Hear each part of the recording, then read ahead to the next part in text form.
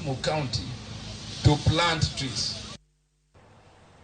Mananja komri ruok jopuonj mbalariany Muga K'olale oyika wuono edalane ma Oyugis. Anyuola osibe kod jotelo oyuago K'olale kaka jatelo mane chiwore kendo jiwo riwruok jopuonj mbalariany ma Uasu. Kama bende ne okedo ne ratiro mag jokanyo. Nyasi nono yuor kod jatend migao mar somo e kind jokanyo mamoko e sekta mar somo. Alia Beach miyo waler.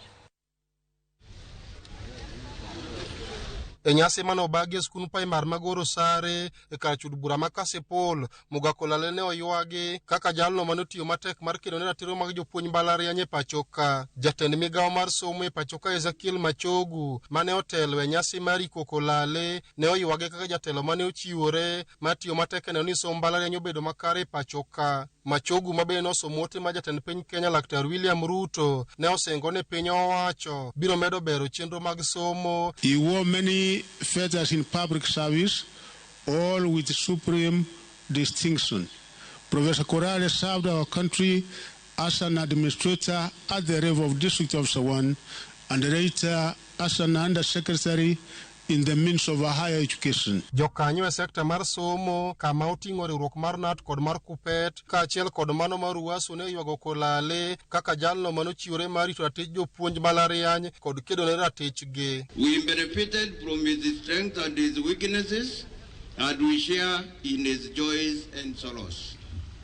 It has been said that the quality of a man is determined by the causes and the pursuits he engages in. Professor Wentia did so well in, strengthening the Trade Unions Congress, which you are a party to and later moved to Kotu. Professor was not only a trade unionist, but a freedom fighter as well. As we bury Professor Muga K'olale this particular day, there are certain things which from the onset you realize that the family has to contend with a lot of challenges related to the fact that the children that have not completed school and the professor is dying in abject poverty. An indication that we do not treat our professionals well in this country. Ka familia mare bene opare ka jallo manochung' motegno e ng'iyo ngima familia ne. We want to thank God for the time that He gave us to be with Dad. It is hard for us as His daughters, but we will soldier on. And the best thing that Dad has left us is brains that work. Husbands,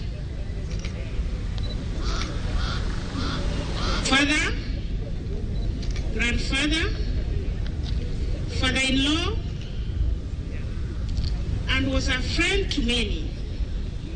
He was loved by many. E kinde iko makamano, siasa bene okodong' chien ka jod bura mag riwruog siasa mar Azimio mano yuro kinde nyasino ne oramo ni ok gibidok chien nyaka jatend piny Kenya winj ng'ur margi. Let us unite and fight for the future of our children. That future of our children is not in the hands of this government. We are not going to watch you destroy this country, which was built by our forefathers. We are going to fight you. We are not tired.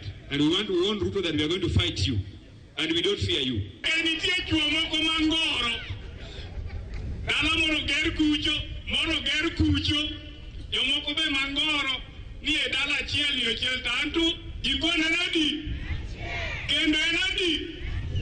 Alia Beach, Ramogi TV, Homa Bay.